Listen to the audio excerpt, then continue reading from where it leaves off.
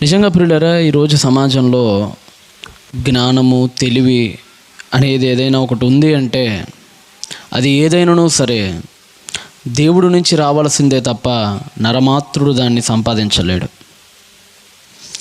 మీకు అందరికీ తెలుసు, ప్రపంచంలో 800 కోట్ల మంది జనాలు ఉన్నారు ఈ రోజున. ఎక్కువ ఆవిష్కరణలు చేసిన వాడు కానీ, ఎక్కువగా నూతన వస్తువులను కనుగొనిన వారు కానీ జాబితాను చూస్తే పరిశుద్ధ లేఖనాలను నమ్మిన వారే అత్యధికులు మీ కంటి ముందు కనబడతారు. ప్రపంచవ్యాప్తంగా సుమారుగా రమారమి ఒక 700 ఇటుగా నోబెల్ ప్రైజులు అందుకుంటే వాటిల్లో 200కు పైగా పాత నిబంధన గ్రంథాన్ని విశ్వసించే యూదులు అందుకుంటే తక్కిన వాటన్నిటిలో కూడా క్రైస్తవులే మనకు కనపడుతూ ఉంటారు. సుమారుగా 86%. ఇది ఇక్కడతో ఆరంభమైనది కాదు, ఇక్కడతో ముగిసేది కాదు. ప్రపంచంలో జ్ఞానము అనే దాన్ని ఇచ్చేవాడు దేవుడే. నిన్న మనం చూసాం దానియేలు గారి దగ్గర ఒక మాట. ఏమని చూసాం? 1:22లోనే ఒక మాట చూసాం. వారందరినీ వారి జీవితాలను పరిశీలించిన దేవుడు వాళ్ళకి ఏమనుగ్రహించాడట? వివేచనయు జ్ఞానమును ఆ నలుగురి బాలురకు ఆయన అనుగ్రహించను అనే మాట మనం చూసాం. అంటే వివేచన, జ్ఞానము రావాలి అని అంటే అది ఎవరు అనుగ్రహించాలి? దేవుడు అనుగ్రహించాలి. అది గుర్తుపెట్టుకోండి. ఇకపోతే ఎవరు ఈరోజు మన పాఠంలో మనకి ఏదో నేర్పించడానికి సిద్ధపడుతున్న వ్యక్తి ఎవరంటే ఆయన ఎవరో కాదు, మీకు అందరికీ బాగా సుపరిచితుడు. బైబిల్ మొత్తంలోకెల్లా అత్యధిక సార్లు నామాన్ని లిఖించుకున్నవాడు. మీకు తెలుసుంటుంది, బైబిల్లో అత్యధికంగా రాయబడిన పేరు ఏదైనా ఉందంటే అది యెహోవా దేవుని పేరు. 6000కు పైచిలుకు సార్లు యెహోవా దేవుడి పేరు మనకు బైబిల్లో కనపడుతుంది. అటు పిమ్మట యేసుక్రీస్తు నామధేయం అనేది మనకు బైబిల్లో కనపడుతుంది సుమారుగా 2000 సార్లు. అటు తండ్రి తర్వాత ఇటు కుమారుడైన క్రీస్తు తర్వాత అత్యధిక సార్లు నామాన్ని లిఖించుకున్న ఒకే ఒకడు ఉన్నాడు ఈ బైబిల్ గ్రంథ చరిత్ర పుటలు మొత్తంలోకెల్లా. 53 అధ్యాయాలు ఎవరి గురించి రాయబడలేదు. బైబిల్ మొత్తంలో అంతగా మరి ఏ ఇతర వ్యక్తి గురించి రాయబడలేదు. అన్ని అధ్యాయాలు రాయబడ్డాయి ఆయన గురించి. అబ్రహాం గారి గురించి అయితే మనకి కేవలం ఒక 396 సార్లే బైబిల్లో కనపడుతుందండి. అబ్రహాం అనే పేరుంది చూశారు, మహానుభావుడు మన పితరుడైన అబ్రహాము. ఆయన పేరు సుమారుగా 396 సార్లే మనకు బైబిల్లో కనిపించేది. ఇక మోషే గారు అంటారా? మోషే గారి పేరు అటు పాత నిబంధన ఇటు క్రొత్త నిబంధనను మనం తిరగేస్తే సుమారుగా 720 సార్లు మనకి మోషే గారి పేరు కనపడుతుంది పరిశుద్ధ గ్రంథంలో. అబ్రహాము గారి పేరు 400 సార్లు, మోషే గారి పేరు 700 సార్లు అనుకుంటే 1000 దాటిన వాడు లేడండి ఈ ప్రపంచంలో. మానవ జీవితంలో జీవించిన వారిలో 1000 దాటినోడు లేడు బైబిల్లో. 700, 800 ఫైనల్. అంతకంటే అంతకు మునుపు కానీ ఆ తర్వాత కానీ ఆ క్రాస్ చేసినోడు ఎవరు లేరు. ఆ ఫిగర్ నా క్రాస్ చేసినోడు ఎవరు? ఆ రికార్డును బద్దల కొట్టి 4 కాదు, 8 కాదు, 9 కాదు, 1000 కాదు, 1141 సార్లు లిఖించబడిన ఒకే ఒక మానవ నామం ఏదైనా ఉందంటే ఆయన రాజైన దావీదు. ఎవరైనా? The great king David. 1000 దాటినోడు ఒకే ఒక్కడు. మనుష్యులలో 1000 దాటినవాడు ఒకే ఒక్కడు. ఏంటట అంత స్పెషాలిటీ? చివరికి యేసుక్రీస్తు ప్రభువుల వారు కూడా ఎవరి కుమారుడిగా పిలువబడ్డాడు? దావీదు కుమారుడిగా. దాదాపుగా 43 సార్లు మనుష్య కుమారుడు అనే పదప్రయోగం యేసు ప్రభువుకి చేశారు బైబిల్లో. 12 సార్లు దాదాపుగా దేవుడి కుమారుడు అనే పదప్రయోగం చేయబడింది. దావీదు నీతి చిగురుగా పిలువబడ్డాడు. ఆయన అంటే ఎంత గొప్పోడై ఉంటాడు దావీదు. యేసే దావీదు కుమారుడిగా పిలువబడ్డాడంటే దావీదు ఎంత గొప్పోడై ఉంటాడో మీరు ఆలోచించండి. దేవుడు ఆ యవ్వన జీవితాన్ని చూసిన దావీదుకి ఒక వరం ఇచ్చాడండి. ఒక వరం దేవుడు బ్లెస్ చేశాడు దావీదుని. ఎలా బ్లెస్ చేశాడో తెలుసా? బుద్ధి జ్ఞానాలు అనుగ్రహించాడు దేవుడు దావీదుకు, బుద్ధి జ్ఞానాలు. దావీదులో మనం 2 గుణాలు ప్రస్ఫుటంగా చూడొచ్చు గ్రంథంలో. 2 గుణాలు దావీదులో. ఒకటి, దావీదు ఎప్పుడూ సమయాన్ని వృధా చేసేవాడు కాదు. గుర్తుపెట్టుకోండి. మీలో చాలామంది, మనలో చాలామంది టయాన్ని ఓ రకనే వృధా చేసుకుంటారు. టైం పాస్ అట. ఏం పాస్? మొన్న వచ్చేవాడు బస్సులో వెళ్తుంటే ట్రైన్ మిస్ అయ్యి బస్సులో పోతున్నా, టైం పాస్ అన్నాడు. ఇట్రా టైం పాస్ అని చూస్తుంటే పల్లీలట. పల్లీలు వేస్తారు కదా, వేరుశనగ పల్లీలు కాల్చి ఏంచి, టైం పాస్ అంటున్నాడు. ఎందుకురా ఈ పేరు పెట్టారని అంటే అర్థమైన దివ్య రహస్యం ఏంటంటే, నాకు ఈ ఒక్కొక్క పల్లి నోట్లో వేసుకొని నవిలి అది అరిగే లోపల మీరు అనుకున్న ఊరు వచ్చిద్ది. అంటే ఏమవుతుంది, ఈ మధ్యలో టైం పాస్ అయిపోతుంది. అందుకని దాని పేరు టైం పాస్ అట. మీరు కూడా చూడండి, నాకు తెలిసి సమ్మర్ అందరూ హాలిడేస్ ఇచ్చేసారమ్మా స్కూల్ పిల్లలారా? ఇంకా ఇవ్వలేదా? ఆ 10th క్లాస్ వాళ్ళకి అయిపోయినట్టున్నాయి బహుశా. వాళ్ళకి ఎగ్జామ్స్ అయిపోయినాయి. చాలామందికి వేసవి కాలపు సెలవులు, లేదంటే ఒంటి పూట బళ్ళు ఏదో ఒకటి పెడుతుంటారు కదా. ఈ ఖాళీ సమయంలో మీరు ఏం చేస్తున్నారు చెప్పండి? నాకు తెలిసి ఇక మన వాళ్ళు ఉన్నారు కదా, మగ పురుషులు మహానుభావులు, వీళ్ళకి ఇంకేం పని పాటు ఉంటుందో, కర్ర బిల్ల పట్టుకొని బయలుదేరుతారు క్రికెట్కి. ఎందుకు పెద్ద పోటుగాళ్ళలా పొడిసే వాళ్ళకి మళ్ళీ ఆ ఎండ కర్రీగా ఎండ గాలిపోతుంటే వీడు ఇక్కడ కొట్టి 6 కొడుతుంటాడు. ఎందుకు ఉపయోగం ఉండదు?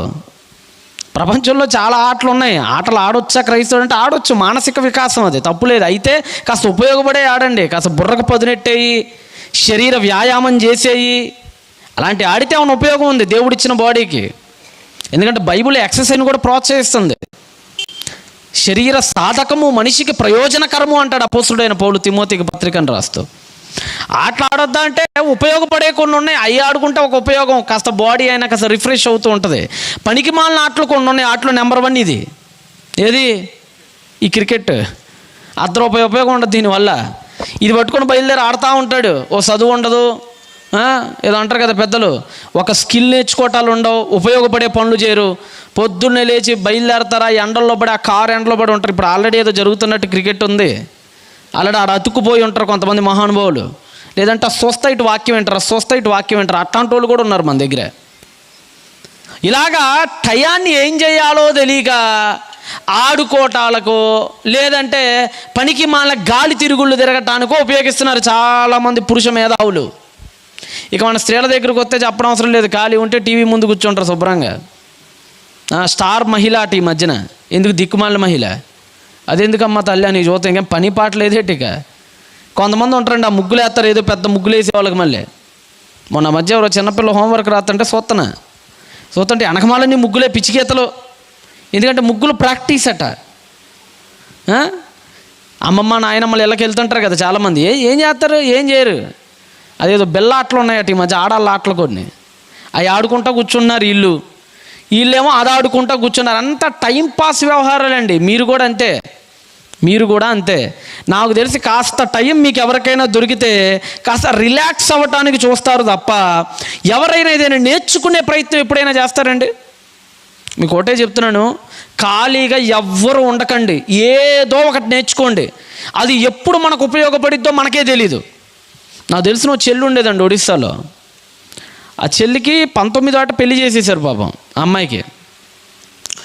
ఆ అమ్మాయి ఏం చేసిందంటే 7, 8వ తరగతి చదువుకున్నప్పుడు ఇదిగో ఇలా టైంపాస్ వ్యవహారాలు చేయకుండా ఆ పాప హిందీ నేర్చుకుంది. దక్షిణ భారత హిందీ ప్రచారాన్ని హిందీ నేర్చుకుంది. వాళ్ళకు కొన్ని ఉంటాయి, ప్రాథమిక, మాధ్యమిక, రాష్ట్ర, విశారద, ప్రవేశిక, సంథింగ్ కొన్ని ఉంటాయి వాళ్ళకి. అవన్నీ నేర్చుకొని హిందీని బాగా డెవలప్ చేసుకుంది. తర్వాత పెళ్లి చేసేసాడు వాళ్ళ నాన్న. బాగా తాగుపోతాడు వాళ్ళ నాన్న. పెళ్లి చేసేసాడు. ఏం చదివిపిస్తాం ఈ ఆడపిల్లల్ని అని చెప్పి. అదేం విచిత్రమో కానీ పెళ్లి చేసిన తర్వాత వెంటనే 3-4 ఏళ్ళు బాగానే సాగింది సంసారం. తర్వాత వాళ్ళ ఆయన చనిపోయాడు. 23 ఏళ్ళకి విధవరాలు అయిపోయింది పాపం. నాన్న చూస్తేనేమో పుట్టింట్లో చచ్చిపోయాడు. వాళ్ళ అమ్మకేమో ఆయాసం. వాళ్ళకే దిక్కు లేదు పాపం. వాళ్ళ మీద వెళ్ళి బతికి వాళ్ళు ఏదో పెడితే తినేంత స్థాయి కూడా లేదు పాపం వాళ్ళకి. అత్త మామ అంటారా, మామ ఎప్పుడు తాగుబోతాడే. అత్త ఎప్పుడు ముక్కుతా మూలుగుతా అనారోగ్యాలతో ఎప్పుడు డాక్టర్లమ్మని తిరుగుతూ ఉంటుంది. ఇటు అమ్మా నాన్నలోనేమో వాళ్ళ పరిస్థితి బాల, అత్తామామలను చూస్తేనేమో వీళ్ళ పరిస్థితి బాల. తీరా ఈ 3 ఏళ్లలోనే ఒక ఆడపిల్ల కూడా చేతికిచ్చేసి వెళ్ళిపోయేవాడు. ఆడపిల్ల 2 సంవత్సరాల ఆడపిల్ల, ఏం చేయాలో పాలు తోచని పరిస్థితి, దిక్కు తోచని స్థితి. అప్పుడు ఆ పాపకు ఒక ఐడియా వచ్చింది, రే చిన్నప్పుడు 7-8 తరగతిలో హిందీ నేర్చుకున్నాను కదా, ఎందుకు నేను బాధపడాలి, ఎందుకు నేను భయపడాలి, హిందీ దేశ భాష అయింది, నేర్పిద్దాం అని చెప్పండి. 15 మందితో ప్రారంభించిందండి ఆవిడ ట్యూషన్, హిందీ ట్యూషన్ 15 మందితో ప్రారంభించింది ఒక ట్యూటర్గా. ఇప్పుడు ఆ పాప దగ్గర స్టూడెంట్స్ ఎంతమందో తెలుసా? 3,000 మంది స్టూడెంట్స్. నెలకి 1,50,000 రూపాయలు సంపాదిస్తుంది. నెలకి 1,50,000 రూపాయలు. బిడ్డ చక్కగా చేతికి అందిస్తుంది, చక్కగా చదువు నేర్పించుకుంటుంది, కుటుంబాన్ని చక్కదిద్దుకుంది, హ్యాపీగా తన జీవితాన్ని ముందుకు తీసుకెళ్తుంది దేవుని యందు, దేవునిలో ఉంటూ. ఎప్పుడు ఏది మనకి సహాయపడిద్దో తెలియదు. ఓ రకనే పనికి మాలిన ఆటలకో ఉపయోగం లేని కార్యక్రమాలకో మీ విలువైన కాలాన్ని ఖర్చు పెట్టకండి. దావీదు అదే చేశాడు. దావీదు ఏం చేశాడు తెలుసా? తన విలువైన కాలాన్ని 2 నేర్చుకోవటానికి కష్టపడ్డాడు. 2 నేర్చుకున్నాడు ఖాళీ సమయాల్లో. ఈరోజు మనం కూడా ఒకసారి చూద్దాం. నిజంగా దావీదు గారి జీవితంలో గొర్రెలు కాసేవాడండి. మీకు అందరికీ తెలుసుగా దావీదు ఏం కాసేవాడు? He shepherd. అతను గొర్రెల కాపరతను. ఈ గొర్రెలు కాసేటప్పుడు గొర్రెలు ఏం పని ఉంటుంది చెప్పండి? ఆ గొర్రెలను ఎట్టి పొలం గట్టుకు దోలుతాడు, అవి ఏవో తింటా ఉంటాయి. మరి ఇక్కడ ఈయన ఖాళీగా కూర్చొని ఏం చేయాలి? ఈ చెట్టు కింద కూర్చొని గొర్రెలు అటు పని చేసుకుంటూ ఉంటాయి అక్కడెక్కడో. ఈయన ఒక్కడు ఆ గొర్రెల వెంట పొద్దుకోలు పడలేడు కదా, ఖాళీగా చెట్టు కింద కూర్చోవాలి. ఏం చెయ్యాలో అర్థం కాలేదు దావీదుకి. అప్పుడు ఒక ఉపాయం ఆలోచించాడు. నేను ఎందుకు ఖాళీగా ఉండాలి అసలు, ఇక్కడ నేర్చుకుందాం, ఏదో ఒకటి నేర్చుకుందాం. తనకి 2 ఇంట్రెస్ట్ ఉందండి దావీదుకి. ఒకటి మ్యూజిక్ అంటే చాలా ఇంట్రెస్ట్, రెండోది తన గొర్రెల పట్ల చాలా బాధ్యత కలిగిన వాడు. సో మ్యూజిక్ నేర్చుకోవటం స్టార్ట్ చేశాడు. సితారా అంటారు కదా బైబిల్లో, సితారా నేర్చుకున్నాడు. రెండోది ఏంటంటే ఆయనకు ఒక ఐడియా వచ్చింది. అరే గొర్రెలని కాస్తున్నాడు, మా నాయన నన్ను అప్పచెప్పాడు, మా నాన్న నాకు అప్పచెప్పాడు ఈ గొర్రెలన్నిటినీ. ఆ రోజుల్లో గొర్రెల బెడదలు ఎక్కువ ఉంటాయండి. పెద్ద పెద్ద గ్రద్దలు వచ్చి కూడా గొర్రెలు లాక్కుపోతాయి. మీకు తెలుసో తెలీదు, గ్రద్దలు అంటే సింపుల్ అనుకునేరు. చాలా గ్రద్దలు జుడా గూట్స్ అంటారు. ఇప్పటికీ జోర్డన్, సిరియా, లెబనాన్ ప్రాంతాలు మీరు వెళ్తే గద్దలు కళ్ళ ముందు ఎత్తుకుపోతుంటాయి కొన్ని గొర్రెల్ని. అలా వెళ్ళిపోయిన గొర్రెనే, అలా తప్పిపోయిన గొర్రెని జూడా గోట్ అంటారు. అంటే యోధాలాగా తప్పిపోయిన గోట్ అని ముస్లిమ్స్ కూడా అదే పిలుస్తారు. అంటే అలాంటి పరిస్థితుల్లో నేనేం చెయ్యాలి అని ఆలోచించాడు. అప్పుడు ఒక ఉపాయం తట్టింది ఆయనకి. ఆ ఉపాయం ఏంటంటే, అక్కడెక్కడో చివర్లో ఉన్న నా గొర్రెను ఏదైనా ఒక గద్ద వచ్చి ఎత్తుకుపోతుంటే నేను ఇక్కడి నుంచి పరిగెత్తుకుంటా పోయి దాన్ని కాపాడటం అసాధ్యం, చాలా కష్టం. ఒక సింహం వచ్చింది, ఒక పులి వచ్చింది, ఆ చివర్లో ఉన్న గొర్రె పిల్లలు లాక్కొని వెళ్ళిపోతే నేనేం పరిగెత్తగలను? ఒక సింహం 70 కిలోమీటర్ స్పీడ్ వెళ్ళగలిగిద్ది, మహా అయితే మనిషి 40 కిలోమీటర్లు వెళ్ళగలుగుతాడు. So that is no possible. ఇప్పుడు ఏం చేద్దాం ఆలోచించాడు. నా గొర్రెల్ని కాపాడుకోవాలి, స్కిల్ నేర్చుకుందాం అనుకున్నాడు. స్కిల్ నేర్చుకున్నాడు. ఆ స్కిల్ ఏంటో తెలుసా? రాళ్ళు చేత పట్టుకొని దూరంగా ఉన్నప్పుడే ఆ జంతువుని గురి చూసి కొట్టడం ప్రారంభించాడు. అలాగ రాళ్ళను తీసుకునేవాడు. దూరంలో ఏమైనా నక్కలు, హైనాలు, గద్దలు లాంటివి ఉంటే గురి చూసి అలా కొట్టేస్తూ ఉండేవాడు. క్యాట్బెల్ అంటారు కదా మన దృష్టిలో చెప్పాలంటే, అలాంటి దాన్ని ప్రాక్టీస్ చేశాడు. ఒక పక్క మ్యూజిక్ నేర్చుకోవడం స్టార్ట్ చేశాడు. ఆయనకి తెలీదు అదే ఒకనాడు తన జీవితం టర్న్ చేయగలిగిన శక్తివంతమైనది అన్న సంగతి. ఒకసారి సోకి అనే ఒక లోయలో, ఏలాము లోయ సమీపంలో గొల్యతోనే ఒక మహారాక్షసుడు వచ్చి నుంచున్నాడు అక్కడ ఇశ్రాయేలీల మీదకి యుద్ధం చేయటానికి.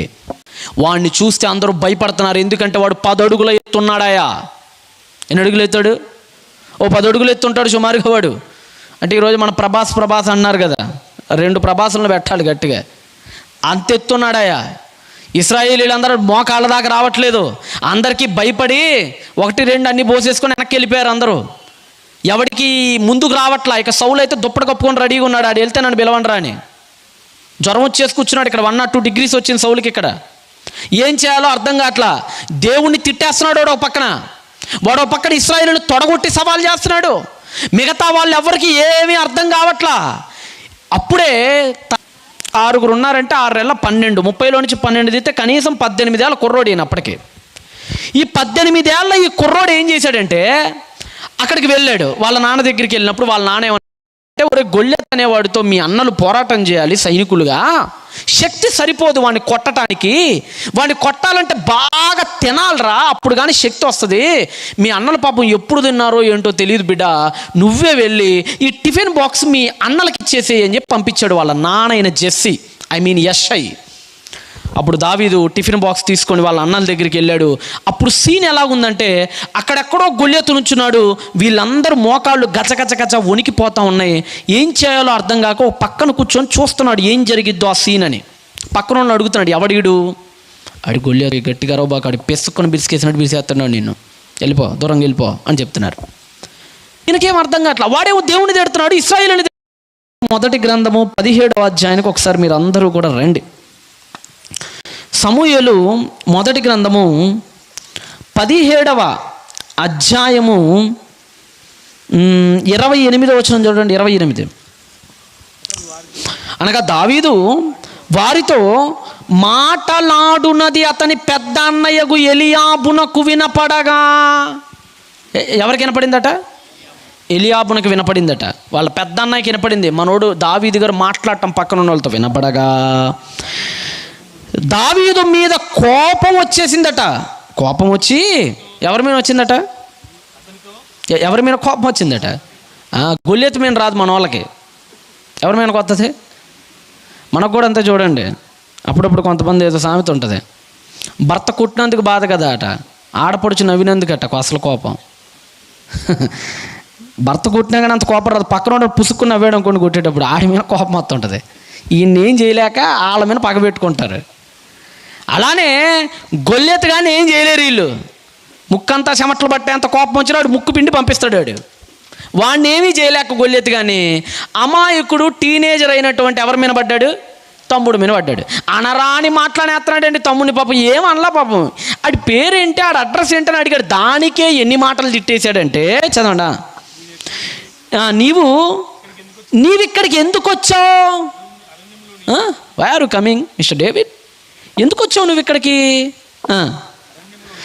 అరణ్యములోని ఆ చిన్న గొర్రె మందను ఎవరి వశం చేసావు? ఏరా ఎందుకు వచ్చావు నువ్వు ఇక్కడ అంటే, ఆడు మమ్మల్ని కింద పైన ఎగరేసి కొడుతుంటే చప్పట్లు కొడదామని వచ్చావు ఏంటి? అంతే కదండి. అప్పుడప్పుడు మనకి ఇద్దరు కొట్టుకుంటుంటే సీన్ చాలా ఆసక్తి వస్తుంటాం, అంతేనా? కొంతమంది ఇంట్లో గొడవ పడుతుంటే కిటికీలో నుంచి వస్తుంటారు. కొంతమంది కిటికీలు అలాగే సీరియల్ సౌండ్ పీక్లో ఉంటుంది, తగ్గి తగ్గి కొట్టుకుంటారు. వినాలి. చాలా ఇంట్రెస్ట్ కదా. ఎవరైనా ఇద్దరు దాదాపుగా కొట్టుకునేదాకే లాగిపోయారు కదా, షట్ కొట్టుకుంటే బాగుండేది వీళ్ళిద్దరు. ఈరోజు ఒక ఎంటర్టైన్మెంట్ ప్రోగ్రామ్ వచ్చేది ఆ టైప్. మనం ఎవరైనా ఇద్దరు కొట్టుకుంటుంటే చూస్తూ ఉంటాం మనం. ఆ ఈది పక్కన ఉన్న వాళ్ళందరూ మరి అవసరమైతే అర్జెంటు పని ఉన్నా సరే ఆపుకొని మరి వస్తాడు చూస్తానికి, అంత ఇంట్రెస్ట్ మనకి. అలా ఏమైనా వచ్చావా దావీదు నువ్వు?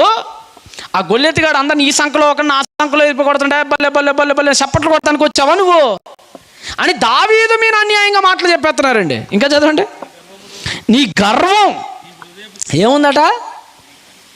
ఏమన్నా అన్నాడు పాపం? ఒక్క మాట అన్నాడు, అన్నయ్యని ఏరా అన్నయ్య ఉండటానికి అంత ఎత్తున్నావు, వాడిని కొట్టలేవురా నువ్వు కనీసం ఏమన్నా తిట్టాడా? అలా గొల్లాడు వాడిని ఏమండు అన్నీ వీళ్ళకే. చూడండి, మధ్యలో కొంతమంది ఉంటారండి, మధ్యలో ఎంటర్ అయిన వాళ్ళకే తిట్లన్నీ పడుతుంటాయి. ఎప్పుడు మనం మధ్యలో రాకూడదు, తిట్లు వస్తుంటాయి ఇలా. ఇంకా నీ గర్వమును నీ హృదయపు చెడుతనమును నేను ఎరుగుదును. I know your evil. నీ చెడుతనం నాకు తెలుసు. ఏం చెడ్డ పని చేశాడయ్యా? ఏం చేశాడు? ఎవరైనా కదిలిచ్చాడా? లేదంటే ఎవరినైనా కింద పడేశాడా? లేదంటే నీ టిఫిన్ బాక్స్లో ఒక అట్టు ముక్క ఏమన్నా తినేసి నీకు ఇచ్చాడా ఎంగిల్ది? ఏమీ లేదే. మరి ఏమంత చెడుతనం ఉందట? దావీదులో ఉన్న గొప్పతనం ఏంటంటే సహనవంతుడండి. మొదటి నుంచి వాళ్ళ అన్న తిట్టాడండి, అందుకని తిరిగి తిట్టలేదండి. ఈరోజు మన ఇంట్లో అన్నదమ్ములు ఎట్టున్నారండి? అన్న పొరపాటున ఒక మాట అన్నాడంటే ఇక తమ్ముడు రెచ్చిపోతాడు. మొన్న ఒక ఇంటికి వెళ్ళా, నాకు తెలిసి వాడికి ఒక 10 ఏళ్ళు ఉంటాయి, వాళ్ళ తమ్ముడికి ఒక 5 ఏళ్ళు ఉంటాయి. ఈ తమ్ముడు ఏదో అల్లరి చేస్తున్నాడని అన్నరేయ్ నోరు మూసుకురా అన్న ఉన్నాడని చెప్పి ఆడేదో అన్నాడు. ఈ తమ్ముడు రెచ్చిపోయాడు మీద, నువ్వు లోపలికి రారా నీ పని చెప్తానని ఆ తమ్ముడిని లోపలికి లాక్కెళ్ళిపోయి గడియేశాడు. 10 నిమిషాల తర్వాత వచ్చారు. నేను అనుకున్న తమ్ముడిని బాగా కింద పడేసి కొట్టుంటాడు అనుకున్నా. అన్నకు ముక్కులో నుంచి రక్తం వస్తుంది వీడు బయటకు వచ్చేటప్పటికి. ఈడు బాగున్నాడు, ఈడు చొక్కా మడత వేసుకొని వస్తున్నాడు చిన్నోడు. ఏందిరా ఇది అన్న, వాడు ఏడుతున్నాడు, అన్న ఈ నన్ను కొట్టాడన్న అన్నాడు. అంటే ఈ రోజుల్లో మన అన్న తమ్ముళ్ళ గోళ్ళు అక్క చెల్లెల గోళ్ళ చూడండి పరిస్థితులు. కానీ దావీదు అలా అంటాడు కదండి, వాళ్ళ అన్న తిట్టినా వాళ్ళ అన్నలో అనరాని మాటలు అనేసినాయి. నాకు ఎందుకు లేరా, దేవుడు చూస్తున్నాడు కదా, నా హృదయంలో చెడుతనం ఉందో మంచితనం ఉందో, నా హృదయంలో గర్వం ఉందో ఎదుటోడి పట్ల ప్రేమ ఉందో ఎవరికి తెలుసు? మా అన్నకు తెలియకపోవచ్చు. మా అన్నతో ఆర్గ్యుమెంట్ అనవసరం నాకు, నా దేవుడు నన్ను చూస్తున్నాడని చెప్పేసి సైలెంట్ కూర్చున్నాడండి. ఆ తర్వాత దేవుణ్ణి తిడుతుంటే, ఇశ్రాయేలు జాతిని తిడుతుంటే ఆయనకు మనసొప్పలేదండి. మనసొప్పకి ఏం చేశాడు ఒకసారి 40 వచ్చిన చదవండి. 40 తన కర్ర చేత పట్టుకొని ఏటి లోయలో ఉండి ఎన్ని నున్నని రాళ్ళు.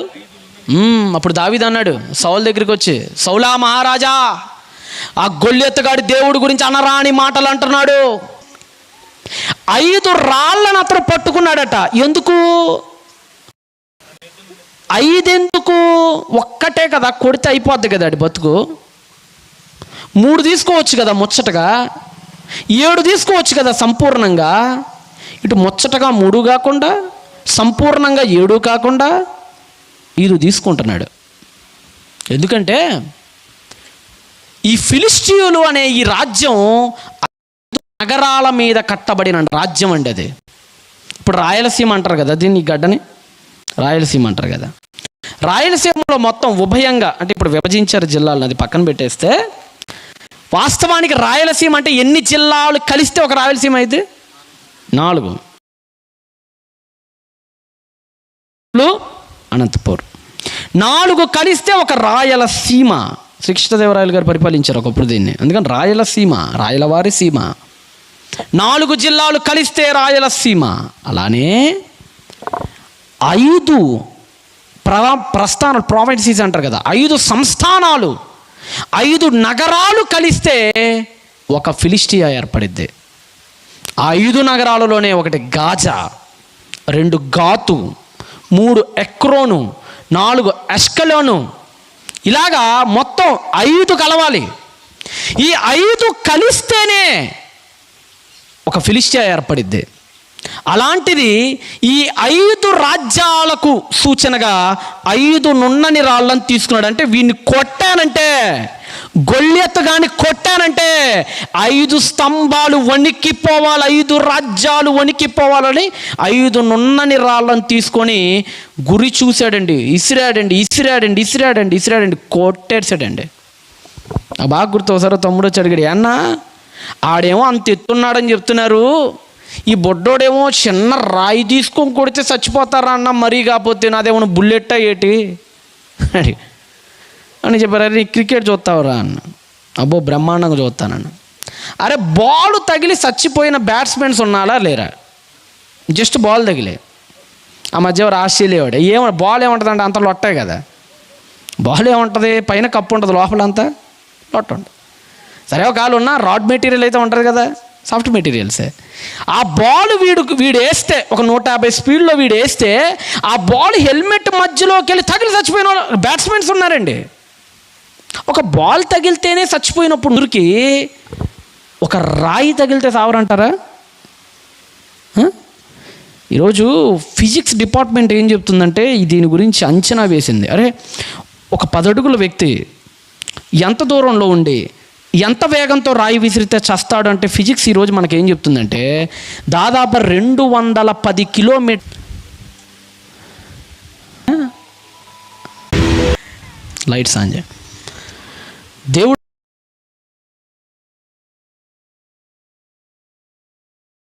చాలామంది అనుకుంటారు నా కష్టానికి పరిష్కారం ఉండదు, నా కష్టానికి సాల్వేషన్ లేదు అనుకుంటుంటారు. కానీ మీరు ఒకటి గమనించండి, ఎంత పెద్ద తాళపు కప్పకైనా ఏముండాల్సిందే? తాళపు చెవిలేని తాళప కప్ప అనేది ఉండదు. నువ్వు కరెక్ట్ తాళం పెట్టి ఓపెన్ చేస్తే ఆ తాళం ఈజీగా ఓపెన్ అయ్యిద్ది.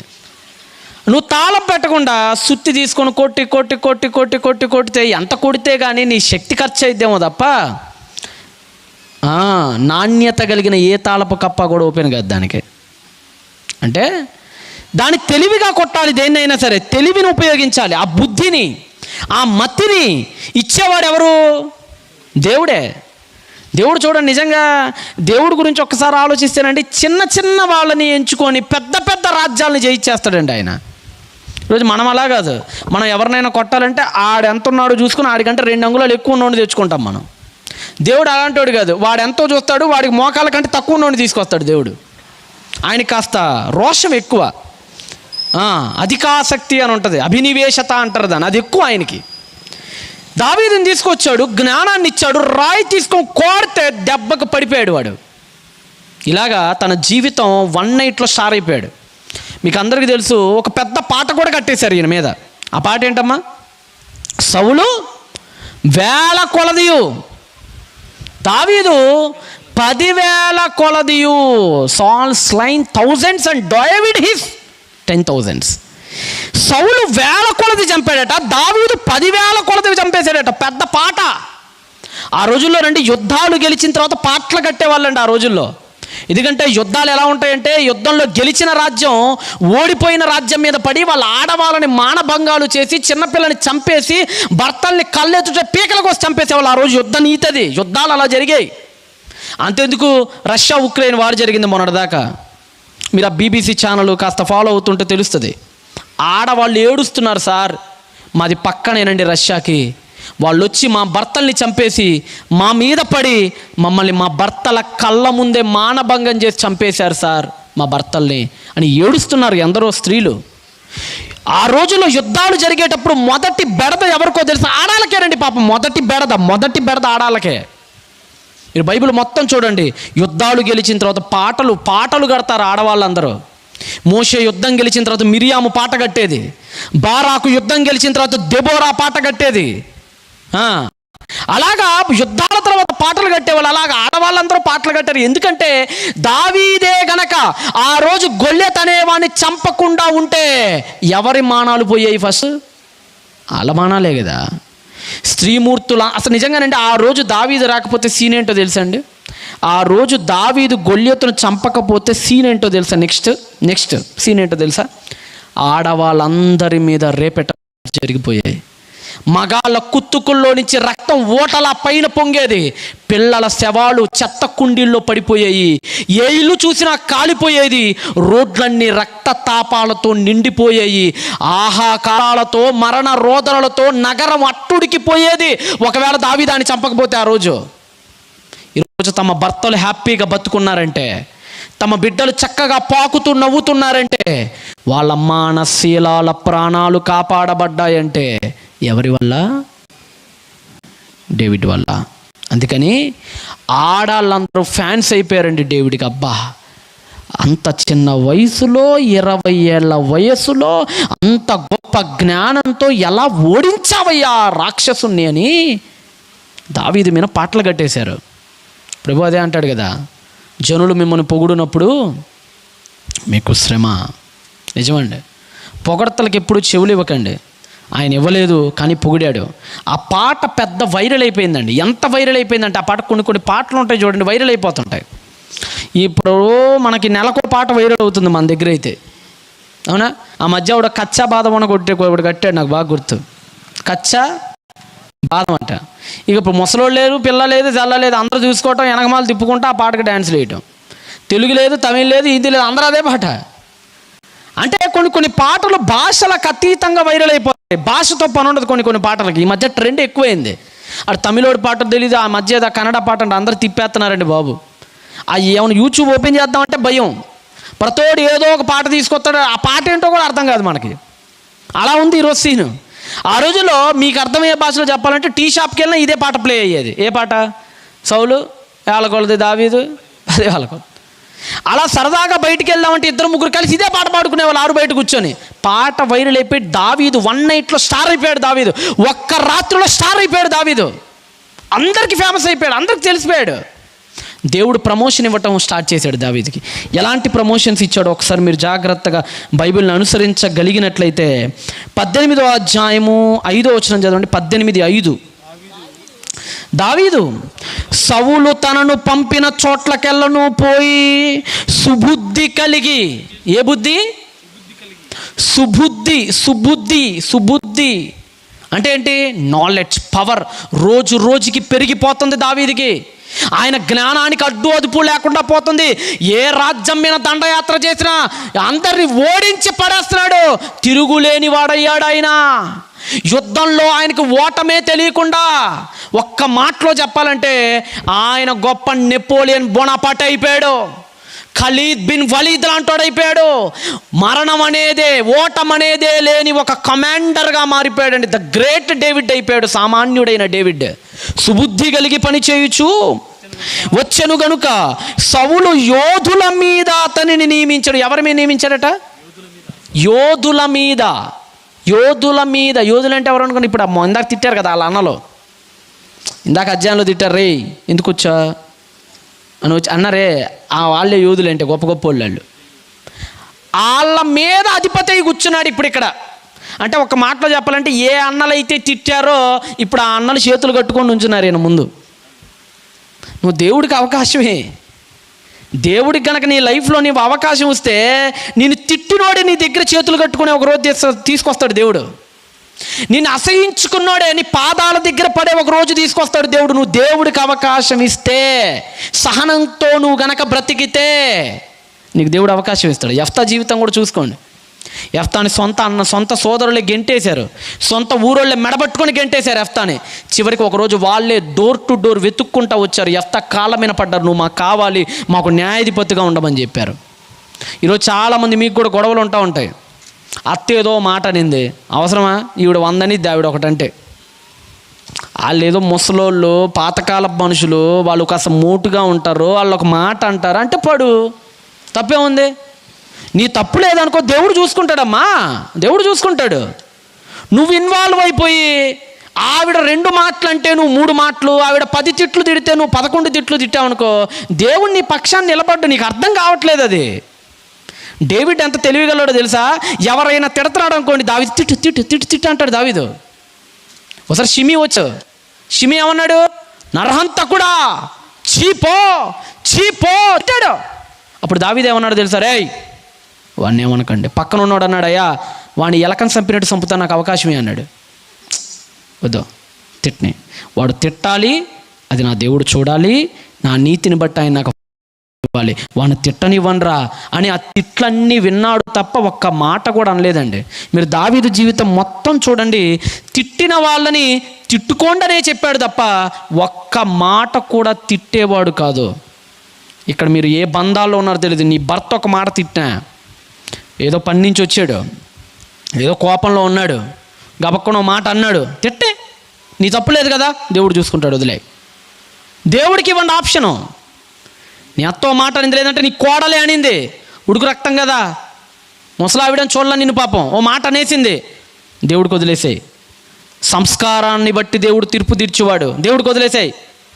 దేవుడు చూసుకుంటాడు నీ కోడలంతం, దేవుడు చూసుకుంటాడు నీ అత్త గురించి, దేవుడు చూసుకుంటాడు నీ భర్త భార్యల గురించి.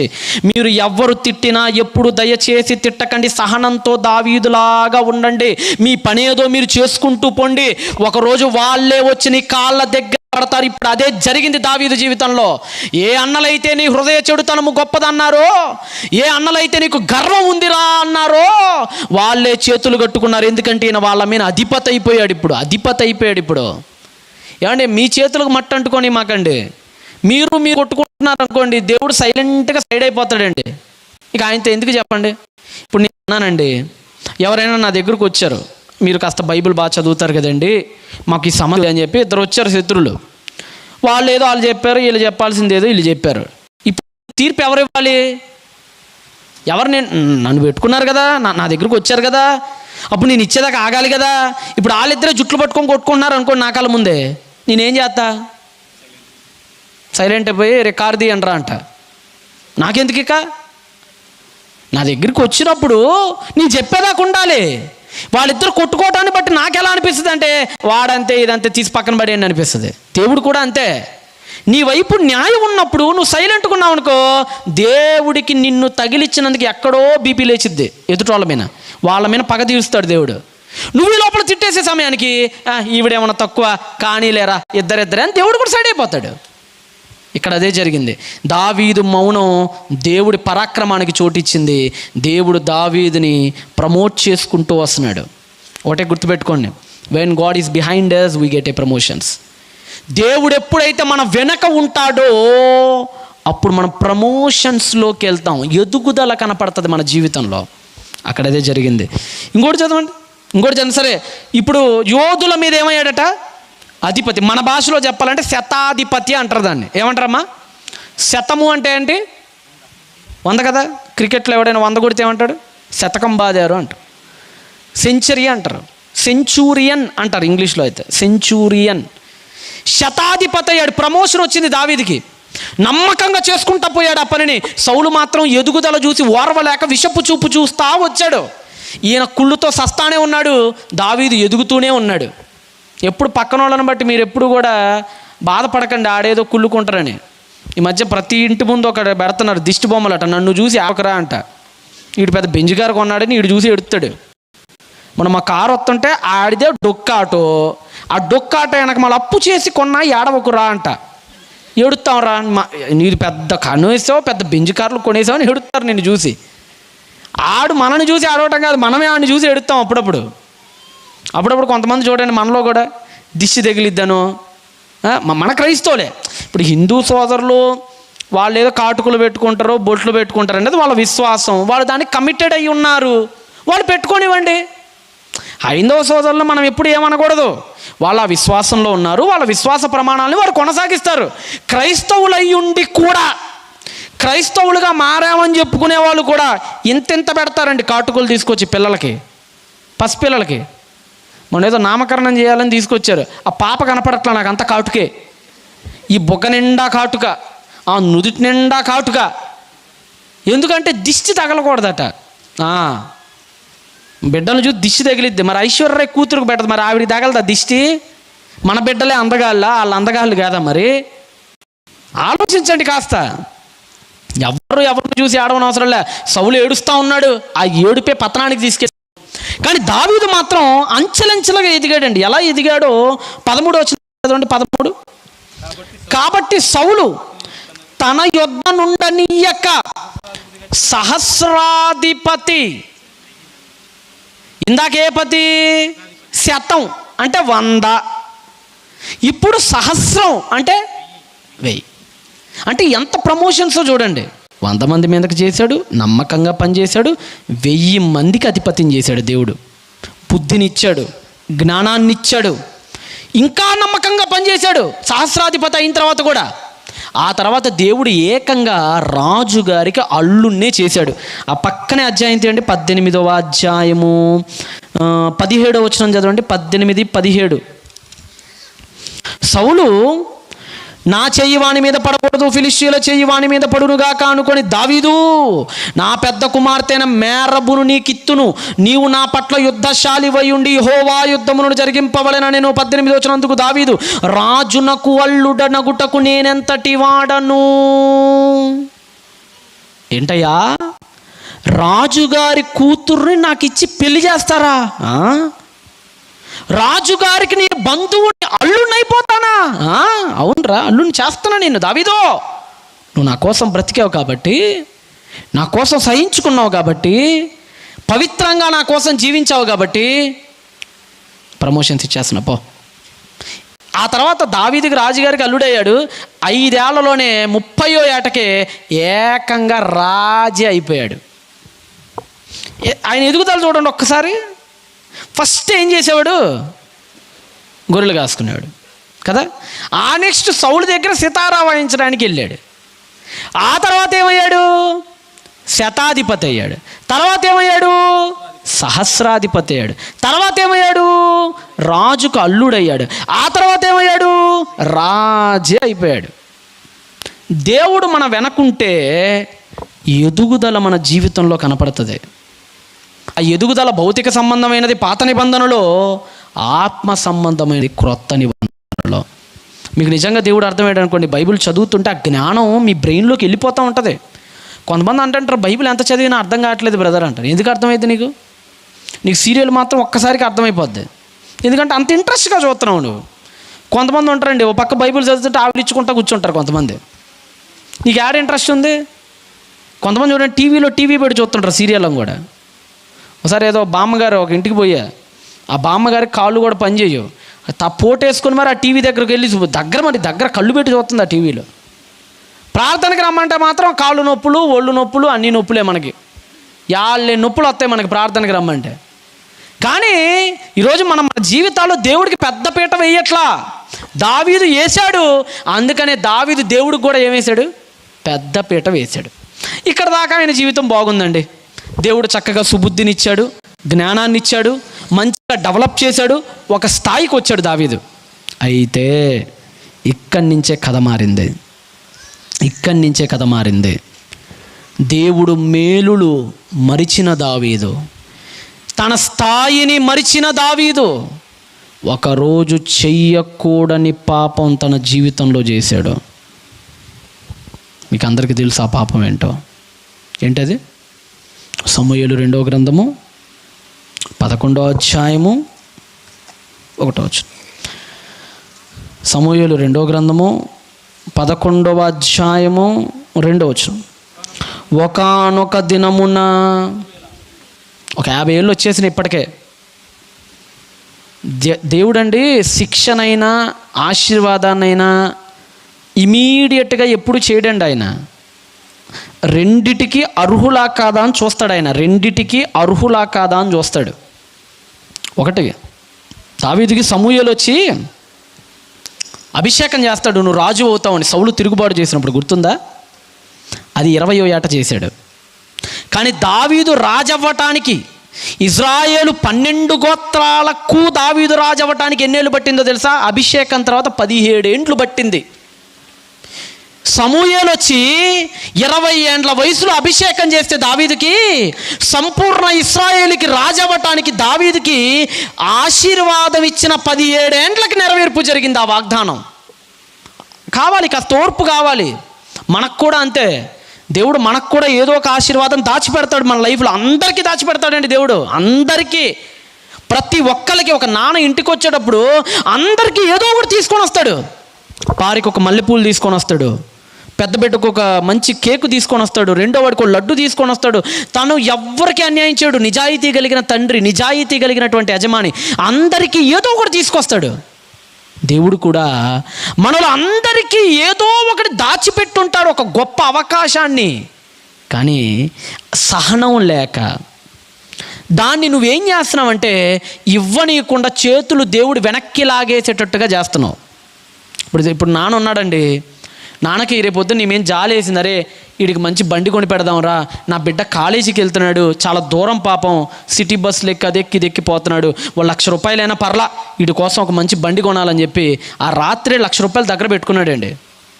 ఈ లోపల నువ్వు రోడ్డు మీద వెళ్తుంటే మీ నాన్న ఒకరోజు సిగరెట్ షాప్ దగ్గర ఆగి శుభ్రంగా దమ్ములు ఆగుతున్నావు అనుకో, ఆ రోజు సాయంత్రం మందు షాప్ దగ్గర బాగా తాగి తూలుతున్నావు అనుకో, మీ నాన్న ఏం చేస్తాడు? కొని పెడతాడా బండి? వెనక్కి తీసుకుంటాడా తాను అనుకున్న నిర్ణయాన్ని? టర్న్ బ్యాక్, వెనక్కి తీసుకుంటాడు, వెనక్కి తిరుగుతాడు. ఎందుకంటే నీ మీద ఏదో ఇద్దాం అనుకున్నాడు అప్పటిదాకా తండ్రి, నీ పనికి మాలిన వ్యసనాల వల్ల దాన్ని నువ్వు కోల్పోయావు. అలానే మీలో కూడా దేవుడు మీకు ఏదో ఒకటి చేద్దాం అనుకుంటాడు. నువ్వు అప్పుల్లో ఉన్నావు దేవుడు తెలుసు, తెలియక కాదు, నువ్వేం ప్రార్థనలో చెప్పనవసరాలు ఎన్ని లక్షలు ఉన్నాయో ఎంత వడ్డీనో దేవుడికి తెలుసు. నీకేదో ఒక సాయం చేద్దాం అనుకుంటాడు పాపం దేవుడు. ఈ లోపల ఆ అప్పు తీర్చుకోవడానికి నువ్వు దారి తప్పే పనులు కొన్ని చేస్తావు, చూసావా? ఏదో చేద్దాం అనుకున్న దారి తప్పిన పనులు చేస్తుంది, కక్కుర్తి పడుతుందని దేవుడు లాగేస్తాడు. దేవునికి మంచి లైఫ్ ఇద్దాం అనుకుంటాడు, నీ బ్రతుకుని చూసిన దేవుడు దాన్ని ఆపేస్తుంటాడు. దేవుడు కూడా వాస్తవానికి ప్రపంచానికి చక్రవర్తినే చేద్దాం అనుకున్నాడు దావీదుని, కానీ చేయలే. ఎందుకంటే దావీదు బ్రతుకు కొంత ఆగింది. ఇందాకే చెప్పాను, చూశారు కదా మీరు. అభిషేకం ఇచ్చింది ఎప్పుడు? రాజు అయ్యింది ఎప్పుడు? 19వ ఏట అభిషేకం ఇస్తే 37వ ఏట ఇశ్రాయేలు మొత్తానికి రాజయ్యాడు. అంటే యోధా మొత్తానికి 30కి అవుతాడు. మీరు క్లారిటీగా ఉండాలి మీరు. అంటే 18 ఏళ్ళు. శిక్ష కూడా అంతేనండి. దావీదు ఇక్కడ పాపం చేశాడు. ఏం చేశాడు చూడండి, 2వ వచనంలో 11:2. ఒకానొక దినమున పొద్దు గ్రుంకు వేళ దావీదు పడక మీద నుండి లేచి రాజనగరి మిద్దె మీద నడుచుచూ పైనుండి చూచుచుండగా, యుద్ధాలు బాగా చేసేవాడు కదా ఆయన. యుద్ధాలు చేసే క్రమంలో యుద్ధాలు చేసే వాళ్ళ పరిస్థితులు ఎలా ఉంటాయంటే, ఆ పైన బిల్డింగ్కి ఎక్కితే తప్ప మ్యాప్ పాయింట్ సరిగ్గా అర్థం కాదు. మ్యాప్ సరిగ్గా అర్థం కావాలి. మ్యాప్ ఇప్పుడు మీరు ఉన్నారండి, మీ వీధంతా క్లియర్ అర్థం కావాలంటే ఎక్కడ ఉండాలి చెప్పండి? బాగా ఎత్తులు. ఇప్పుడు ఆ ట్యాంక్ ఎక్కారనుకోండి, మీ పక్కన ట్యాంక్ ఉంది. ఆ ట్యాంక్ పైకి ఎక్కితే ఈ వాసుదేవపురం అంతా కనపడుద్ది మీకు. ఇల్లులు, వీధులు, బోరింగులు, ఇంకా బర్రెలు అన్నీ కనపడి అడ్డు కట్టలు అగ్గినలు ఉంటాయి. వారు ముగించేస్తారు. హెడ్లైన్స్ అంటారు. దేవుడు కూడా మీకు 7 అనేది ఎక్కువ కనపడుతుంటుంది బైబిల్లో. అయ్యా ఇంకా సరిగ్గా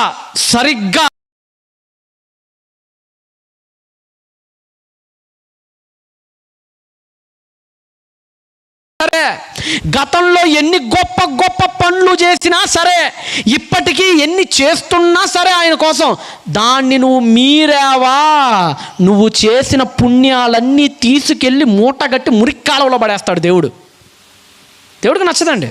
కొంతమంది ఏమనుకుంటారంటే, చేయాల్సిన పాపాలన్నీ చేసేసి మళ్ళా పుణ్యకార్యాల్లోనికి వెళ్ళిపోతే ఈ పుణ్యాలను చూసిన దేవుడు పాపాలని క్షమించేస్తాడేమో అనుకుంటారు.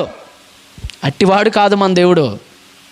మన దేవుడు ఎలాంటి వాడంటే, పుణ్యం లెక్క పుణ్యందే ఏదో అంటారు కదా, తమ్ముడే ఆ టైపు దేవుడు. పుణ్యమా, ఆ పుణ్యానికి తగ్గదు నీకు ఇస్తారా. పాపమా, పాపానిది కూడా పాపానికి ఇచ్చేస్తాను రోయ్. అది చూసి ఇది క్షమించటాలే లేవు. దేనికదే ఏది చేయకూడదో చేశాడు.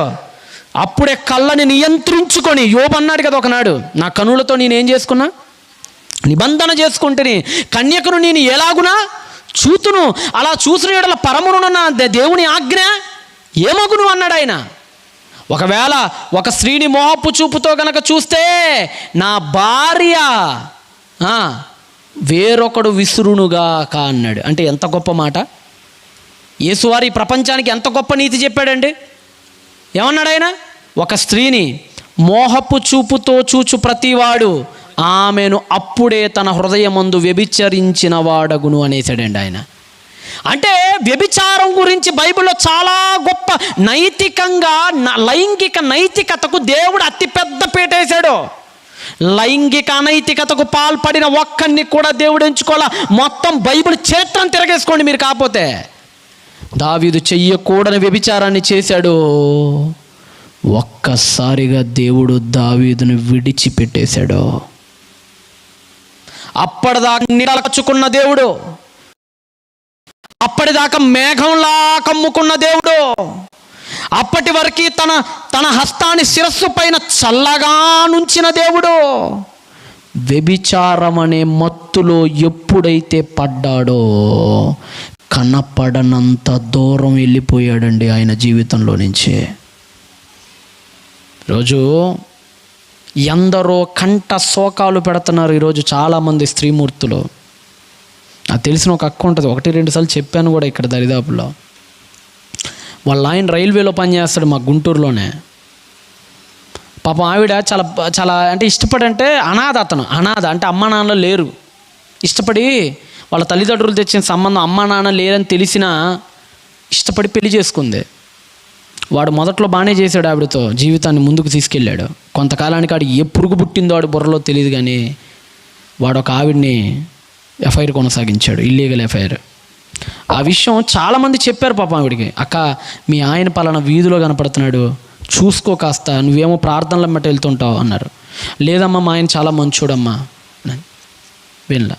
తర్వాత ఈవిడే ఒకరోజు ఆటోలో వెళ్తుంటే అడ్డంగా బైక్ వాళ్ళ ఇంటి ముందు ఉండటం, ఏంటా మా ఆయన బైక్ ఇక్కడ ఉందని వెళ్ళటం చూస్తాం, అంతా బుక్ అయిపోయాడు. అది నిలదీసింది, ఆవిడ వచ్చి నిలదీసింది. అలా ఆయన, ఏంట్రా పనికి మళ్ళీ దౌర్భాగ్యుడా, ఏం పోయే కాలం రా, ఇట్లాంటి పనులు ఎందుకు చేస్తున్నావురా, క్రైస్తవ కుటుంబాల పుట్టి సిగ్గు లేదురా అని అడిగినందుకు వాడు ఏం చేశాడంటే, రాత్రిపూట లేచాడు. ఆవిడ స్కూటీ ఉంటుంది, హాస్పిటల్లో చేస్తుంటుంది ఆవిడ నర్సు. స్కూటీ బ్రేకులు కట్ చేసి పడేసాడు అంటాడు. తెల్లారితో ఇంక నిద్ర ఏం పట్టిద్దండి పాపం, ఆవిడికి నిద్ర పట్టదు కదా. భర్త ఇలా అంటే బుక్ అయ్యాడంటే రాత్రి ఇంకేం నిద్ర పట్టిద్ది పాపం. ఎప్పుడెప్పుడు తెల్లారిద్దా లేచి వెళ్ళిపోదామా అని చెప్పేసి తెల్లారి 5ంటికి ఆవిడ లేచి తీసుకొని వెళ్ళిపోతుంది బండి. లారీ ఎదురు వస్తుంది, బ్రేక్ వేస్తుంటే పడట్లా, ఎటు చేయాలో అర్థం కావట్లా.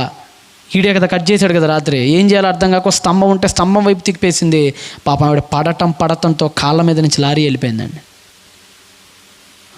ఉంటాడా దేవుడు? వదులుతాడా? మట్టి పోయాడు వాడు. తర్వాత మట్టి కొట్టుకుపోయాడు వాడు. రైల్వేలో పనిచేస్తాడు కదా, కొడతంతోనే ఆ తర్వాత కొంతకాలానికి భయంకరమైన హై వోల్టేజ్ షాక్ కొట్టి పడేసిందండి. మొత్తం పక్షవాతం వచ్చి పడిపోయాడు. కడుక్కోవటానికి కూడా దిక్కు లేదా దౌర్భాగ్యుడికి ఈరోజు. అది ఆడి గాథ. దేవుణ్ణి ఎప్పుడు హట్ చేయకండి. దేవుడు చక్కగా స్త్రీని పురుషుణ్ణి సృజించి వివాహం చేసుకొని హ్యాపీగా మీరిద్దరూ సంతోషంగా ఉండమని చెప్పాడు ఆ మహానుభావుడు. బైబిల్లో మాత్రమే ఉండే ఒక గొప్ప మాట చెప్పమంటారా? అవరే, మీ ఇద్దరు ప్రార్థన చేసుకునేటప్పుడు కానీ నా సన్నిధిలో ఉన్నప్పుడు కానీ మీ ఇద్దరికి కోరికలు వస్తేనరా మీరు వెళ్ళిపోయి హ్యాపీగా మీ కోరికలు మీరు తీర్చుకొని తర్వాత రండిరా నా దగ్గరికి అని అన్నాడండి ఆయన. ఇంతకంటే గొప్ప మాట ఎవడంటాడు చెప్పండి? ఇంతకంటే చక్కగా నీకు ఎవడు చెప్తాడు చెప్పండి? అయినా ఇంకా కక్కుర్తి పడుతున్నావంటే నిన్నేమనాలి? ఏమనాలి చెప్పు? నిన్ను దావీదు మీద దేవుడికి పట్టలేని కోపం, పట్టరాని కోపం వచ్చేసిందండి. నిలబడ్డాడు దేవుడు, వెళ్ళిపోయాడు దేవుడు అతనిలో నుంచి. అప్పటి నుంచి అండి దేవుడు వెళ్తూ ఏం చేశాడు తెలుసా? ఆ ఫీజు తీసేసి వెళ్ళిపోయాడు ఇంట్లో నుంచి. ఇంట్లో కరెంటు బిల్లు కట్టకపోతే ఇంట్లో వాడు ఫీజు తీసేసి వెళ్ళిపోతాడు. ఇక అంత అంధకారం అయిపోద్ది, ఇంకేం కనపడదు లోపల. ఇంటి పన్ను కట్టకపోతే వాటర్ కట్ చేసి వెళ్ళిపోతాడు. ఇక వాటర్ రాదు, గొంతు ఎండిపోయి సస్తావు. ఇక అది కట్టితేనే నీకు దిక్కు. దేవుడికి కూడా ఆయన మనసు హట్ అయిపోయినప్పుడు దేవుడు ఏం చేస్తాడంటే వెళ్ళిపోయేటప్పుడు నీకు ఇచ్చిన మేలుని తీసుకొని వెళ్ళిపోతాడు. నీలో జ్ఞానం అనే ఒక వైర్ ఉంటుంది, ఒక నరం ఉంటుంది బుర్రలో, ఆ నరాన్ని కట్ చేసి వెళ్ళిపోతాడు ఆయన. అప్పటి నుంచి అంధకారం అయిపోద్ది మన జీవితం. ఆ ఉన్నవాడు వదిలేస్తే మన జీవితం అంధకారమయమైపోద్ది. దానికి ప్రధాన ఉదాహరణ తర్వాత అధ్యాయంలోనే మీకు కనపడిద్ది. 12వ అధ్యాయానికి రండి ఒకసారి. 12వ అధ్యాయము. నాతానికి ఇక దావీదుకి ప్రత్యక్షం ఆగిపోయాడండి. ఇక ముగించుకుందాం కొన్ని నిమిషాలు. నాతాను పిలిచాడు. నాతాన్ అంటే మహాప్రవక్త నాతాను. Mister Nathan, come here. Yes my dear Lord, behold. ఏం చేయమంటారు చెప్పండి అయ్యా. ఏం లేదురా, దావీదు పనికి మాలిన పని ఒకటి చేశాడు, నేను చాలా బాధపడుతున్నాను, చాలా హట్ అయిపోయాను. దావీదు దగ్గరికి నేను వెళ్ళనిక నా తరపున నువ్వెళ్ళి ఒక మాస్ వార్నింగ్ ఇచ్చి రాపో అన్నాడండి. ఒక కథ అంతా సెట్ చేశాడు, పంపించాడు నాతాన్ని.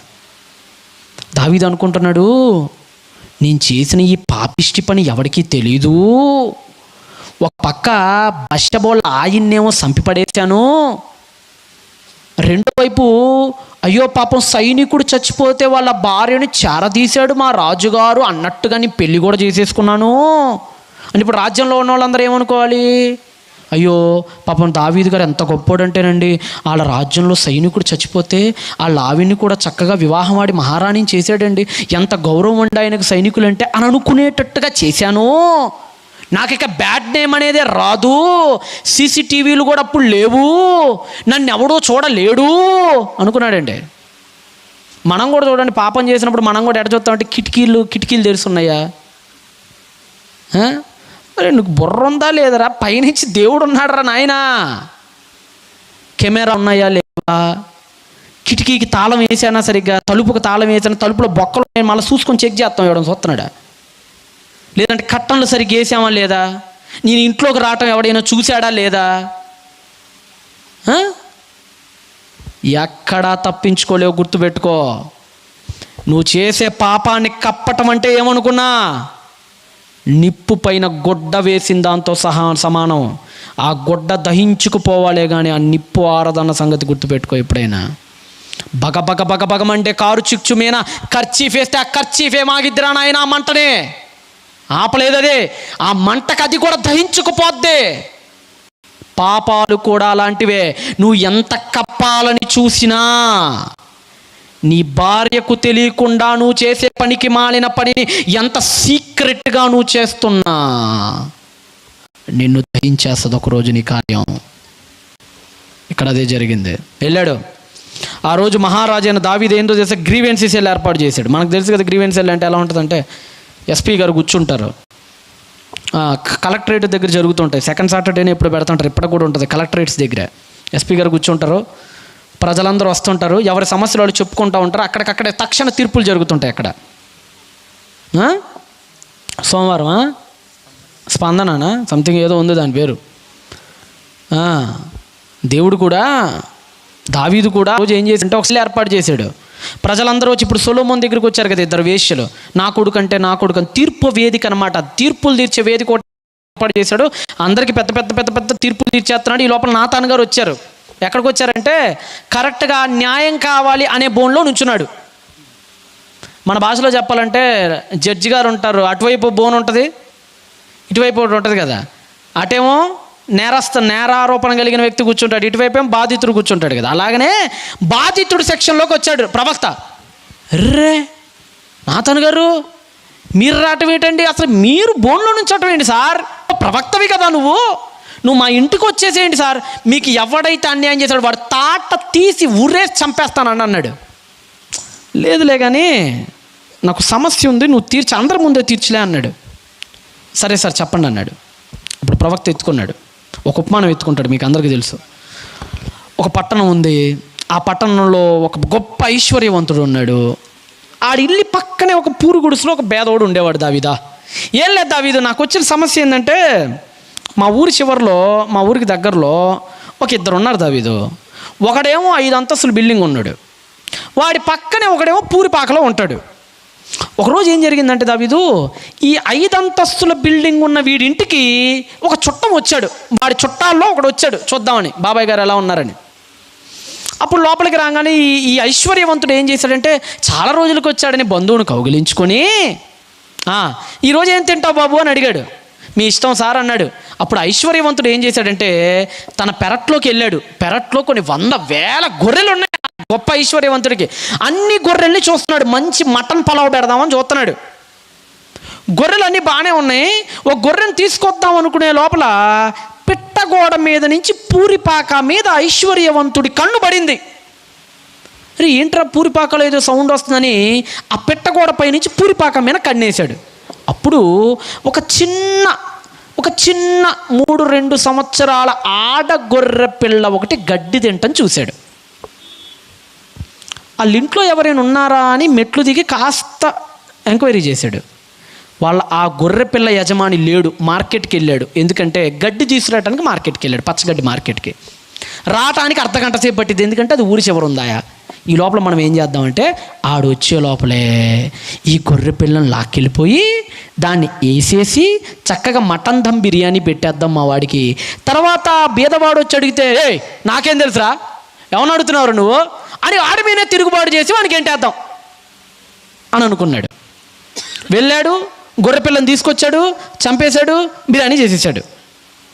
ఈ మొత్తం నేనే చూసా ఐ విట్నెస్ నేనే. ఇప్పుడు ఆ ఐశ్వర్యవంతుణ్ణి ఏం చేయమంటావు, నువ్వే చెప్పు అన్నాడు. ఇక అయ్యగారికి ఆక్రోశం బట్టట్ల, ముక్కు మీద కోపం వచ్చేసింది.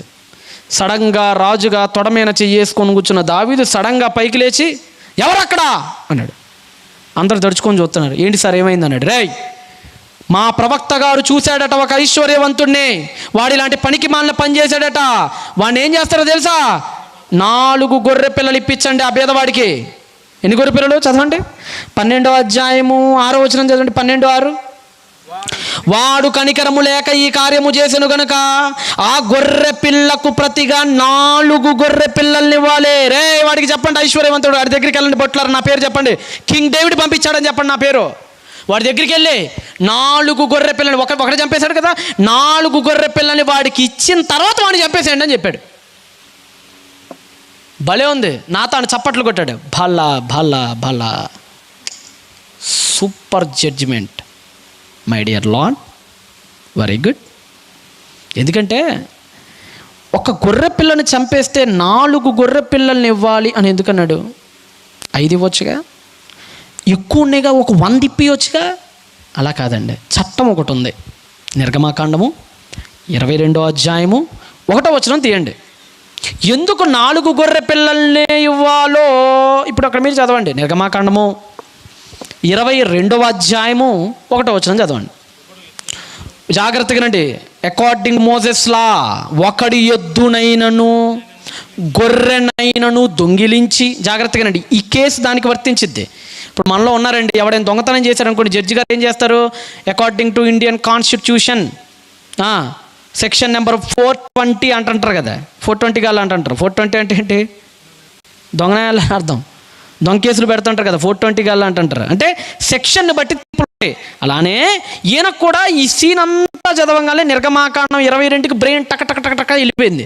వెళ్ళిపోయి ఇప్పుడు అక్కడ ఏం చదువుతున్నాడు చూడండి. ఒకడు ఎద్దునైనను గొర్రెనైనను దొంగిలించి దాన్ని అమ్మినా చంపినా, ఆ ఎద్దుగా ఒకవేళ ఎద్దును కనుక దొంగిలించి చంపేస్తే ఆ ఎద్దుకు ప్రతిగా 5 ఎద్దులు ఇవ్వాలి వాడు. ఒకవేళ గొర్రె పిల్లను కనుక దొంగిలించి చంపేస్తే ఆ గొర్రె పిల్లకు ప్రతిగా ఎన్ని ఇవ్వాలి? 4 గొర్రె పిల్లలు ఇవ్వాలి. అబ్బా, ఏం గుర్తుందండి దావీదుకి. చూడకుండా చెప్పేస్తాడు తోరా మొత్తం ధర్మశాస్త్రాన్ని. మనకు గుర్తొచ్చిందా?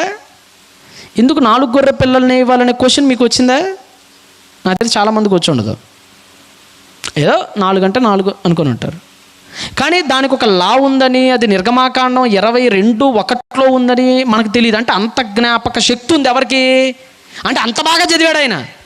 అంత చదివినోడికి పాపం 20వ అధ్యాయం గుర్తులేదు. అదే సమస్య దావీదుతో. ఎన్నో అధ్యాయం గుర్తులేదు? 22 బాగా గుర్తుంది, 20 గుర్తుండదు. ఎందుకంటే 20లో వ్యభిచరించకూడదు, నీ పొరుగు వాడిని భార్యని ఆశింపకూడదు అని ఉంది కదా, అందుకని అది గుర్తుండదు.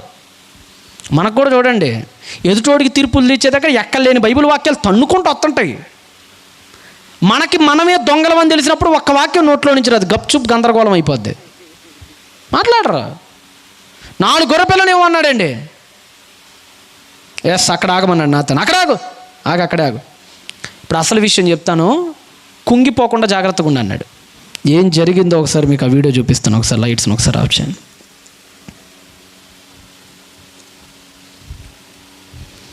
నాతాను వెళ్ళినప్పుడు ఆ పరిస్థితి ఎలా ఉందో ఒకసారి మీరు కూడా చూడాలి కదా.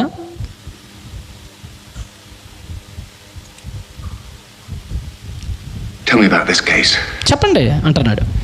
వచ్చాడు నాతాను. ఇప్పుడు నేను ఇందాక చెప్పిన స్టోరీ అంతా చెప్పాడు. Two men, 2 ఉన్నారయ్యా. కొద్ది వాల్యూమ్ పెట్టినాడు. ఒకటి ధనవంతుడు, ఒకటి అని ఇందాక నేను చెప్పిందంతా చెప్పాడండి. ఇప్పుడు తీర్పిస్తున్నారు. అదే ఒక్కదానికి ప్రతిగా 4 ఇవ్వాలి. అంత చంపేయండి అతను అని చెప్పాడు. పైకి లేచాడు. ఒక్క మాట చెప్తున్నాగా, రిచ్ మ్యాన్ ఇప్పుడు చెప్తున్నాడండి.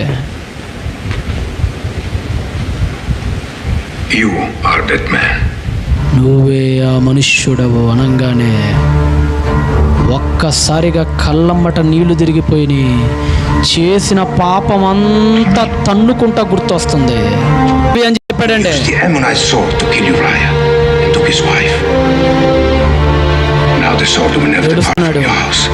అర్థమైపోయింది. ఎవరు చూడలేదు అనుకున్నానే, కప్పెట్టేశాను అనుకున్నానే. అదిగోండి కింద పడిపోతున్నాడు, కుంగిపోతున్నాడు.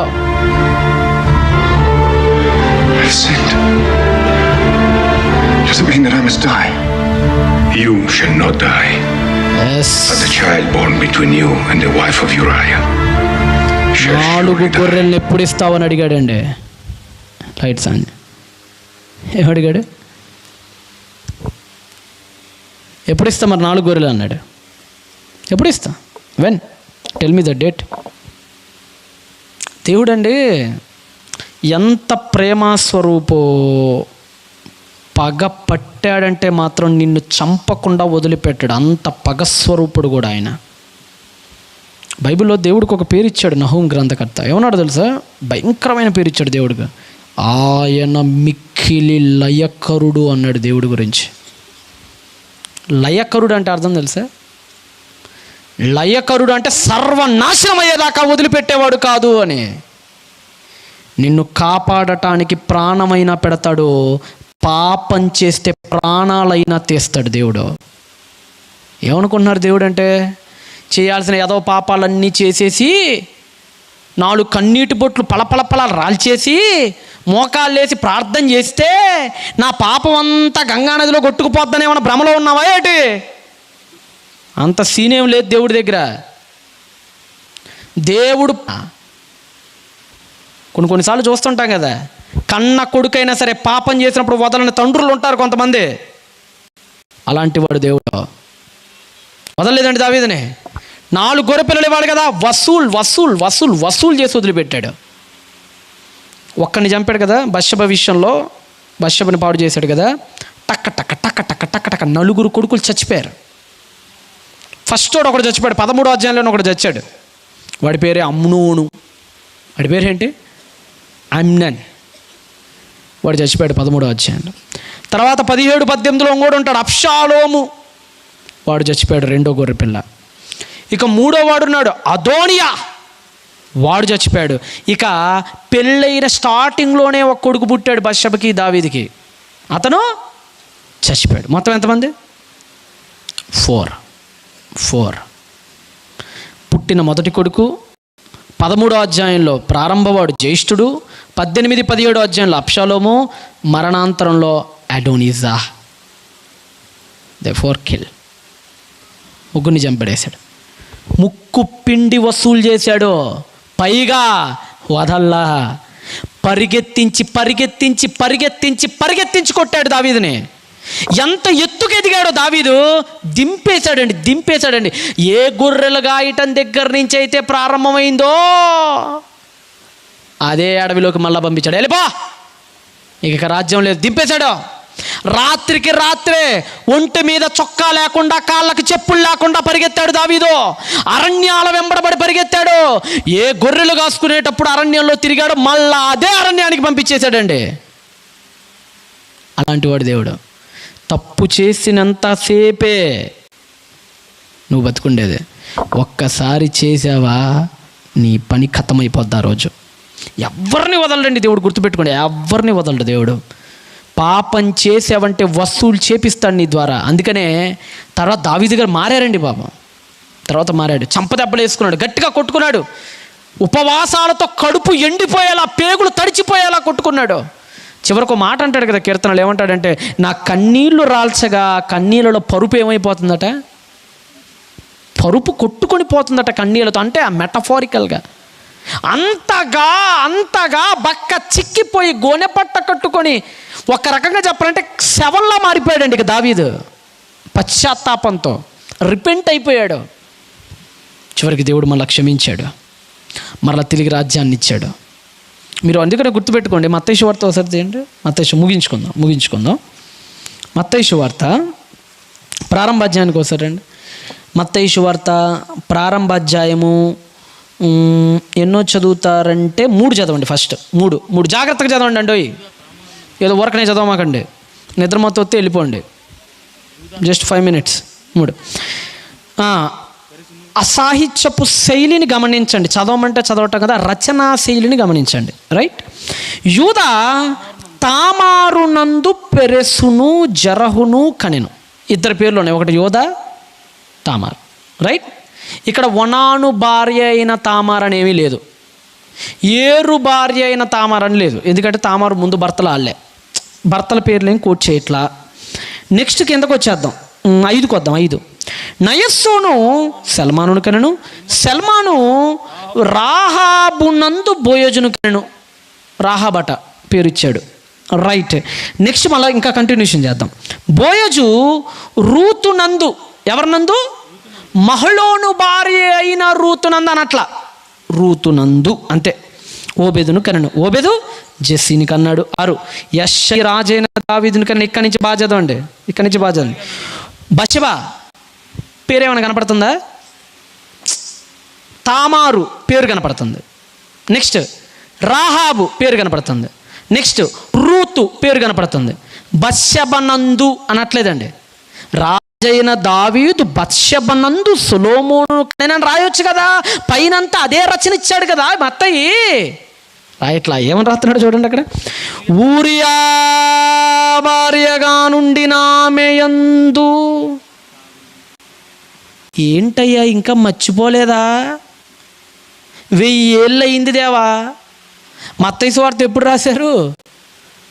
మత్తయి సువార్త ఎప్పుడు రాశారట? క్రీస్తు 55 నుంచి 60 క్రీస్తు.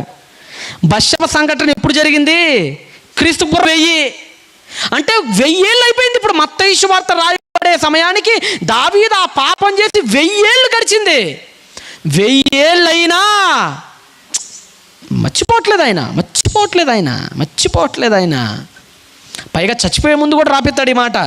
దావీదు అన్ని విషయాల్లో బాగానే ఉన్నాడు కానీ రా ఊరియా యందు తప్ప అంటాడండి. అంటే మర్చిపోడండి దేవుడు. 1000 ఏళ్ళు కాదు, 2000 ఏళ్ళైనా మర్చిపోడు దేవుడు. కొన్ని అంత హట్ అయిపోతాడు దేవుడు కొన్ని విషయాల్లో. కాబట్టి మీరు కూడా ఆయన ఆజ్ఞలు పాటించే క్రమంలో జాగ్రత్త. అక్రమ సంబంధాల జోలికి వెళ్ళినా, వ్యభిచారాల జోలికి వెళ్ళినా, భార్యలని మోసం చేస్తూ, భార్యల్ని పిచ్చిదానిని చేస్తూ, రోడ్లమ్మట ఇష్టం వచ్చినట్లుగా పశువులా తిరిగితే దేవుడు క్షమిస్తాడని ఎప్పుడూ అనుకో. మాకు చెప్పాను కదా, వెంటనే శిక్ష కలకపోవచ్చు. అదేనట కీర్తనకారుడు కూడా అంటాడు, బుద్ధిహీనులకు శిక్ష శీఘ్రముగా కలుగకపోవటను బట్టి వారు రెచ్చిపోతున్నారయ్యా అంటాడు. మీకు సౌలును చూడండి, సౌలుకు దేవుడు శాపం పెట్టాడు, నీ రాజ్యం తీస్తానని. దాని నెరవేర్పుకి 20 ఏళ్ళు పట్టింది. కాస్త టైం ఇస్తాడు దేవుడు, కాస్త టైం. ఎందుకంటే పరిగెత్తాలి కదా, తిను. దేవుడు ఎలా అంటాడనంటే, పాపం చేసిన తర్వాత మంచిగా బిర్యానీ పెడతాడు, నీకు మంచిగా పెడతాడు బిర్యానీ. ఎందుకంటే నెక్స్ట్ నువ్వు పరిగెత్తాలి, వెంటనే పడిపోకూడదు కదా. నువ్వు తినకుండా పరిగెత్తావు అనుకో మజా ఉండదు దేవుడికి. నువ్వు తినాలి, పరిగెత్తాలి, ఓపిక అయ్యేంతవరకు వెనకమాల పావుల్ని పంపించి పరిగెత్తిస్తాడు. అందుకనే పాపాలు చేస్తున్న కొంతమందికి ఏం కాదు, అప్పుడే అనుకుంటారు. ఏమీ కాదని అనుకునే లోపల కొడేస్తాడు. ఇలా చెప్పాను కదా మీకు ఒక సంఘటన. ఇప్పుడు ఏం కాదు, మా మావిడిని లేపేసా, కాళ్ళు ఇరిగిపోయినాయి, అంతా జరిగిపోయింది అనుకున్నాడు. ఏదో మత్తులో పోయి బాగా గుట్కాలు వేస్తుంటాడు ఆడికి, ఇంకా అదే పని. మత్తులో పోయి అలా ఒకటి పెట్టబోయి ఒకటి పెట్టాడండి, 2 ఏళ్ళు ఠాక్కుని కొట్టేసింది షాక్. పక్షపాతం మొత్తం పనిచేయటం, నల్ల బొగ్గైపోయాడు.